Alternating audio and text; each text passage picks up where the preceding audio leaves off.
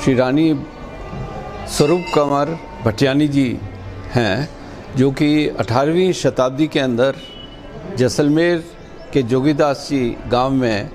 ठाकुर जोगीदास जी की पुत्री थी और उनका विवाह यहाँ जसोल के रावल कल्याण मल जी के साथ हुआ था। और उनके बारे में जो ऐतिहासिक गाथा है वह यही है कि वो एक सात्विक प्रकृति की रानी थी और उनका ईश्वर में अटूट विश्वास था। और यहाँ आने के बाद में उनके पहले की एक शौक थी जिनका नाम देवड़ी जी था। कालांतर में उनके देवड़ी जी के कोई पुत्र नहीं था और रानी स्वरूप कंवर भटियानी जी के पुत्र रत्न प्राप्त हुआ, जिसका कि नाम लाल सिंह जी रखा गया। और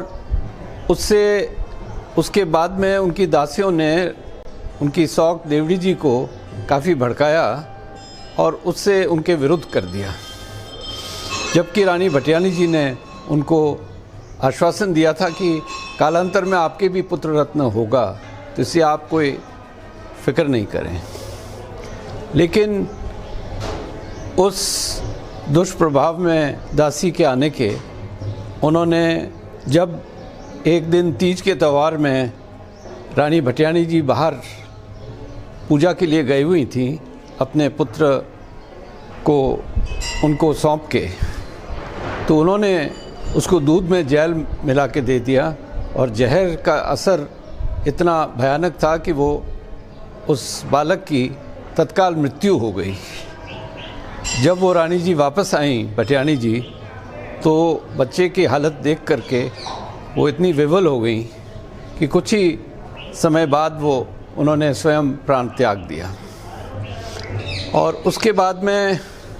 उनका दाह संस्कार इसी परिसर के आसपास हुआ, क्योंकि यहाँ शमशान भूमि भी थी। और अगले दिन जब उनके पति रावल कल्याणमल जी आए तो उनको साक्षात उन्होंने पर्चा दिया कि एक उन्होंने जो खेजड़ी का एक तिनका बोया था, उससे एक खेजड़ी का वृक्ष तैयार हो गया और वो वृक्ष इस मंदिर के पिछले भाग में ऐतिहासिक वृक्ष के रूप में अभी भी है और लाखों लोगों की श्रद्धा का केंद्र बना हुआ है।